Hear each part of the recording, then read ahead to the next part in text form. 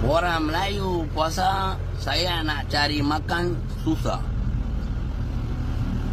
Orang India tak potong rambut, mat rempit semua jadi mat Tarzan. Orang Cina tak buka hardware, hampa nak beli satu nut washer naik bas sampai bandar. Tapi saya nak benci orang Melayu, saya sebagai orang India, tak boleh. Pasal apa? Saya punya timbang kilo, 80 kilo.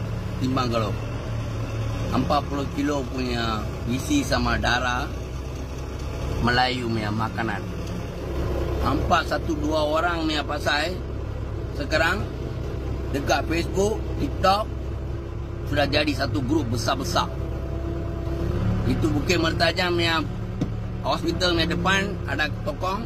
Itu tokong punya dekat ada kereta, hampa tangkaplah gambar kereta itu, nombor plate, hantar kepada pegawai. Senang, dia orang boleh saman.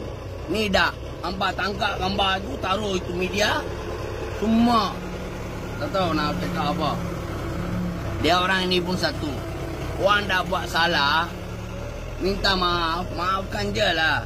Lagi itu perkara, wah inilah, wah itulah, wah.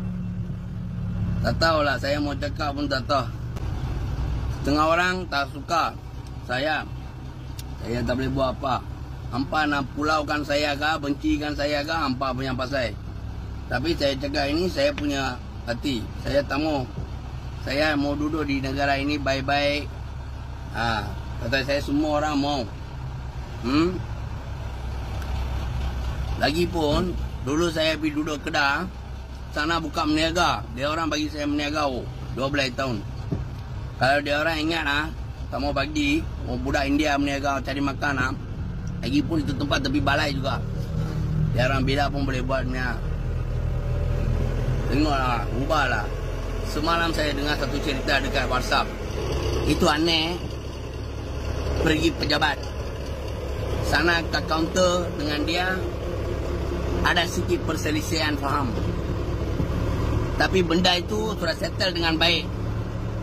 Sampai itu pejabatnya pengarah mari semua settle, sudah baik settle.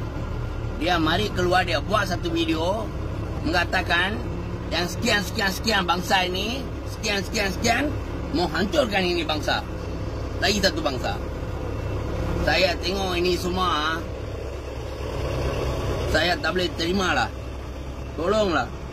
Saya nak hidup aman di negara inilah. Settlekan masalah, kita hidup satu sama lain.